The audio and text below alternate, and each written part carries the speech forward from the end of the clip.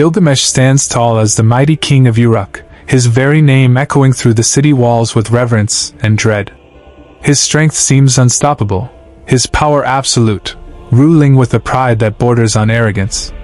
People marvel at his divine heritage, believing him part god, part man, a ruler destined for greatness. Yet beneath this imposing exterior lies a fragile truth. Gilgamesh is haunted by an unspoken terror, the inevitability of death. Though he commands armies and gods alike, the thought of his own mortality chills him to the core. This fear gnaws silently at his heart, a shadow he hides behind his ruthless rule and grand conquests, refusing to acknowledge the one fate no king can escape. From the depths of the wilderness, Enkidu emerges, a raw, untamed spirit molded by the gods themselves to balance Gilgamesh's overwhelming pride. Covered in hair, powerful and fierce, he lives among the beasts, untouched by human laws or city life. His strength rivals that of the king, and his wildness is a direct challenge to Uruk's order. When Enkidu enters the city, their first encounter is electric, a fierce battle of wills and strength that shakes the very ground. But what begins as rivalry quickly shifts. Beneath their fierce clash, a spark of respect and kinship forms. In Enkidu, Gilgamesh finds not just a challenger, but a brother in arms destined to change his life forever. What started as fierce opposition between Gilgamesh and Enkidu quickly transforms into a bond as strong as steel. The two become inseparable, brothers not by blood, but by shared purpose and loyalty. Together, they embark on daring quests that no mortal has dared before. With reckless courage, they face terrifying beasts and divine challenges, their trust in each other unshakable. Their unity becomes a force that challenges the will of the gods themselves, as they push the boundaries of human and divine power. Through fire and battle, their brotherhood is tested and forged, making them legends in their own time. Gilgamesh and Enkidu, fueled by their unbreakable bond and growing hubris, set their sights on the impossible, defying the gods themselves.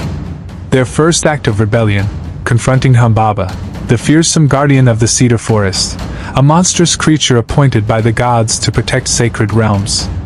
With fierce determination and unyielding strength, they battle the towering beast, each strike shaking the earth. Victorious, they cut down Humbaba's reign of terror, but in doing so, they cross a line no mortal was meant to cross. Their defiance doesn't end there. When Ishtar, the fiery goddess of love and war, offers Gilgamesh her hand, he scorns her, mocking her past and power. Enraged, Ishtar unleashes the bull of heaven, a divine beast sent to punish the king and his companion. Their battle with the celestial creature plunges Uruk into chaos and seals their fate, setting in motion the wrath of the heavens, a punishment that will test their strength and loyalty like never before.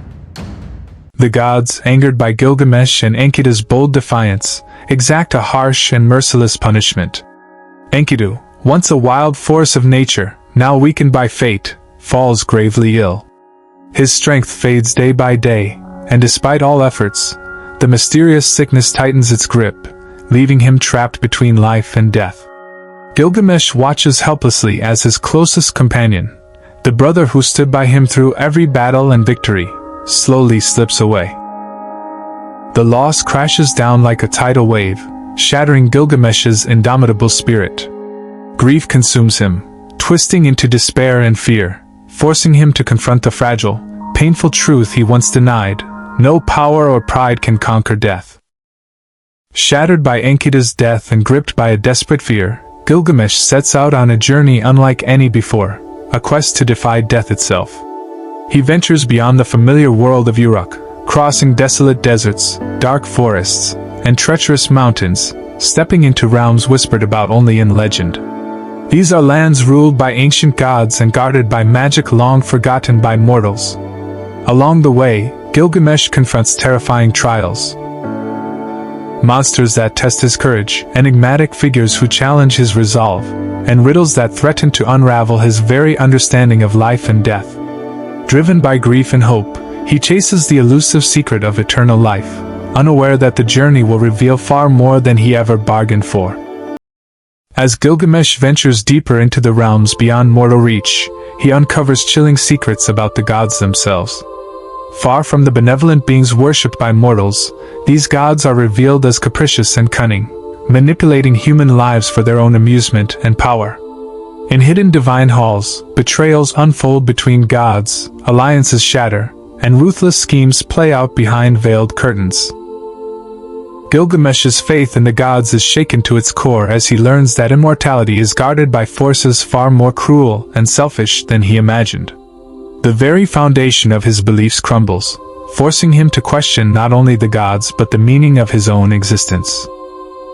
After enduring countless trials, Gilgamesh finally reaches the source of eternal life, a secret held by Utnapishtim, the immortal survivor of a great flood.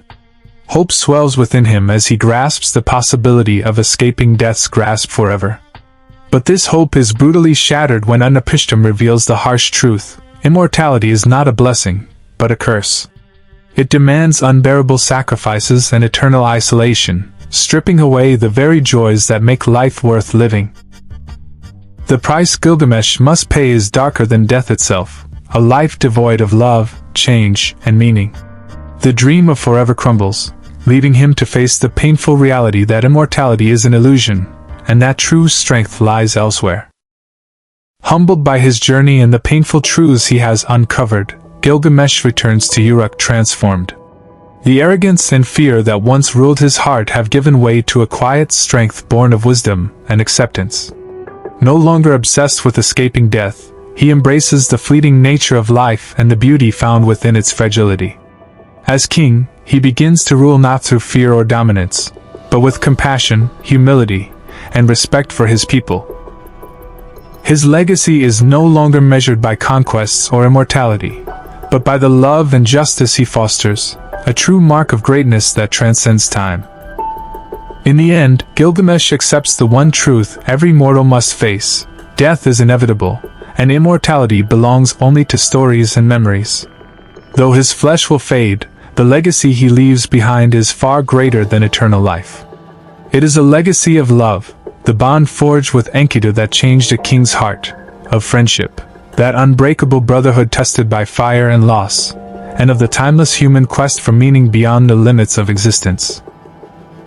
His story echoes through generations, reminding us all that what truly endures is not the length of life, but the depth of how we live it.